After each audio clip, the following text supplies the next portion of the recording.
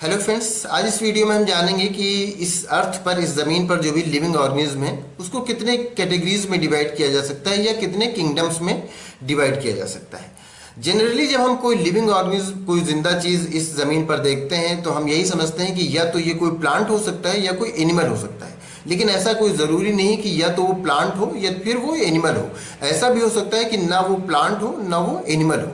तो जो भी लिविंग ऑर्गेनिज्म है उसको अलग अलग किंगडम्स में डिवाइड किया गया है, अलग अलग किंगडम्स में क्लासिफाई किया गया है उनके कैरेक्टर्स के अकॉर्डिंग। तो जब भी हम इस ज़मीन पर कोई चीज़ देखें तो उसको तो पहले इस तरह दो कैटेगरीज में डिवाइड करेंगे कि वो लिविंग है या नॉन लिविंग है।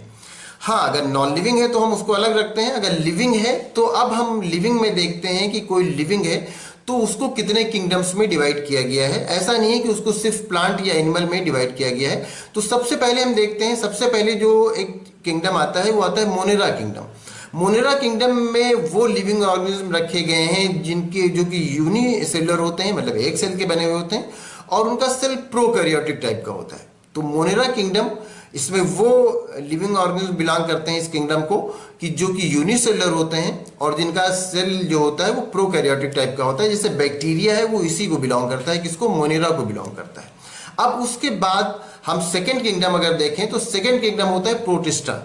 प्रोटिस्टा किंगडम में जो लिविंग ऑर्गेनिज्म को रखा गया है वो होते तो यूनिसेलुलर ही हैं, लेकिन उनका सेल प्रोकैरियोटिक टाइप का नहीं होता, उनका सेल यूकैरियोटिक टाइप का होता है। अभी हमने बात किया था मोनेरा की, तो उसमें सेल जो होता है वो यूनिसेलुलर होता है और वो प्रोकैरियोटिक टाइप के होता है। लेकिन प्रोटिस्टा में सेल तो यूनिसेलुलर होता है, सिंगल सेल का बना हुआ होता है वो लिविंग ऑर्गेनिज्म, लेकिन उसका जो सेल होता है वो यूकैरियोटिक टाइप का होता है।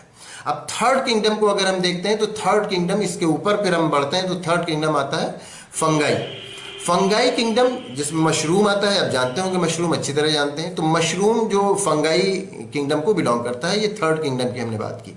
मोनेरा सबसे पहला हमने कहा, फिर उसके बाद प्रोटिस्टा कहा, अब ये थर्ड किंगडम जो आ गया ये फंगाई आ गया, जिसमें जनरली तो हेटेरोट्रॉफिक मोड ऑफ न्यूट्रिशन इनमें होता है। ये पैरासाइट भी होते हैं, सेप्रोफाइट भी होते हैं, सिम्बायोटिक भी होते हैं। तो थर्ड किंगडम जो हो गया वो हो गया फंगाई, जिसमें मशरूम आता है। अब इसके बाद जो फोर्थ किंगडम आता है वो आता है प्लांटे, जिसमें कि प्लांट्स आते हैं। अब प्लांट्स क्या होते हैं? प्लांट्स तो आप जानते हैं, प्लांट्स मल्टी सेलुलर होते हैं और प्लांट्स का जो सेल होता है वो यूकैरियोटिक होता है और प्लांट के सेल में सेल वॉल पाया जाता है और उसमें क्लोरोफिल पाया जाता है। तो जिसमें सेल वॉल पाया जाए और क्लोरोफिल पाया जाता है तो उसको क्या कहते हैं? वो प्लांट्स को की किंगडम को बिलोंग करते हैं और इनमें ऑटोट्रॉफिक मोड ऑफ न्यूट्रिशन होता है प्लांट्स में।